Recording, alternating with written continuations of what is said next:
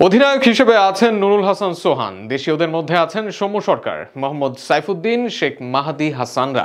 এছাড়াও leg spinning ভেলকির জন্য দলে নেওয়া হয়েছে রিশাদ হোসেনকে। বিদেশি ক্রিকেটারদের মধ্যেও আছেন ইংল্যান্ডের ঘরোয়া ক্রিকেটের পরিচিত নাম। আসরের দ্বিতীয় ম্যাচে ইংলিশ দল হ্যাম্পশায়ারের বিপক্ষে নামবে রংপুর। সব মিলিয়ে কেমন একাদশ নিয়ে মাঠে নামতে পারে রংপুর রাইডার্স, তা নিয়ে থাকছে প্রতিবেদন। প্রথমবারের মতো বৈশ্বিক কোনো ক্লাব ক্রিকেট টুর্নামেন্টে সুযোগ পেয়েছে বাংলাদেশের কোনো দল। গ্লোবাল টি-20 লিগকে বলা যায় ক্রিকেটের চ্যাম্পিয়ন্স লিগ, আর সেখানে বাংলাদেশ থেকে এবার প্রতিনিধিত্ব করবে রংপুর রাইডার্স। আসলে নিজেদের প্রথম ম্যাচে তারা খেলবে ইংলিশ দল হ্যাম্পশায়ারের বিপক্ষে। কাউন্টির এই দলের বিপক্ষে জিততে শক্তিশালী একাদশ নিয়ে মাঠে নামবে একবারের বিপিএল চ্যাম্পিয়নরা।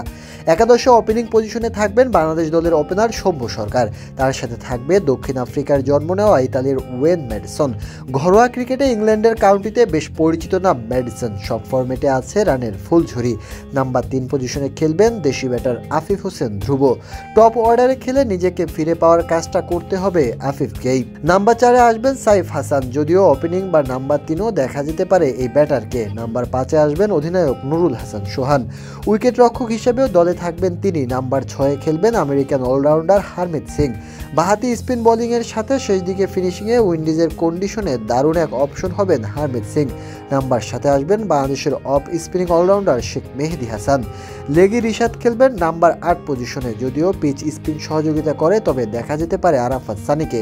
তবে দলে হারমিত থাকায় লেগি হিসাবে রিশাদের সম্ভাবনাই বেশি একাদশে থাকার।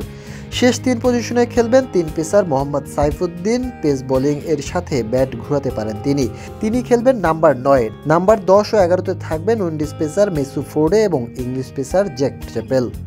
তবে খুশদিল শাহ অ্যাভেলেবেল থাকলে খুশদিল শাহকে দেখা যেতে পারে হারমিতের পরিবর্তে।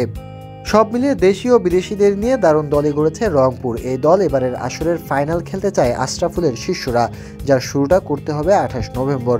সেখানে আসলে নিজেদের প্রথম ম্যাচে এই দল নিয়ে 28 নভেম্বর হ্যাম্পশায়ারের বিপক্ষে খেলবে উত্তরবঙ্গের দলটি। এবার দেখা যাক শুরুটা কেমন করে বাংলাদেশের প্রতিনিধিত্ব করা এই ফ্র্যাঞ্চাইজিটি।